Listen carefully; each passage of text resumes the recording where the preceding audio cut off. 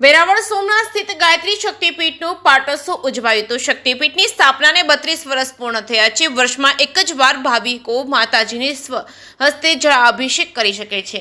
વહેલી સવારથી જળાભિષેક માટે ભાવિકો ઉમટ્યા હતા। માતાજીને હસ્તે દિવ્ય જળાભિષેક કરી ધન્યતા અનુભવે છે। પાટોત્સવ નિમિત્તે નવચંડી યજ્ઞ તેમજ ઓખારણ વ્યાખ્યાન સહિત અનેક ધાર્મિક કાર્યક્રમો યોજાયા હતા। ગાયત્રી શક્તિપીઠ ખાતે મોટી સંખ્યામાં ભાવિકો ઉમટ્યા હતા। જે શ્રી ગુજરાતી સાથે મહેશ વાજા સોમનાથ। હું અતુલ જોશી વેરાવળ ગાયત્રી શક્તિપીઠ સંચાલક શ્રી।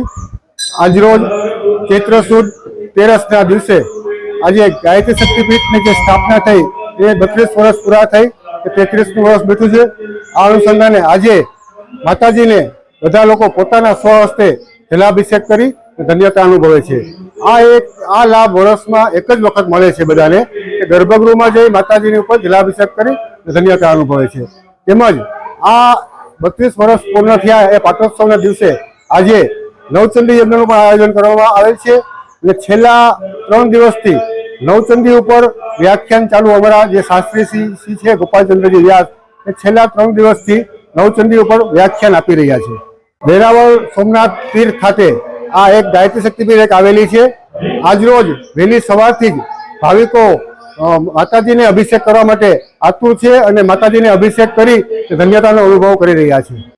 આજના દિવસે વેરાવળના આજુબાજુના લોકોએ માતાજીના દર્શન કરી માતાજી ઉપર જલાભિષેક કરી ધન્યતાનો અનુભવ કરેલ છે।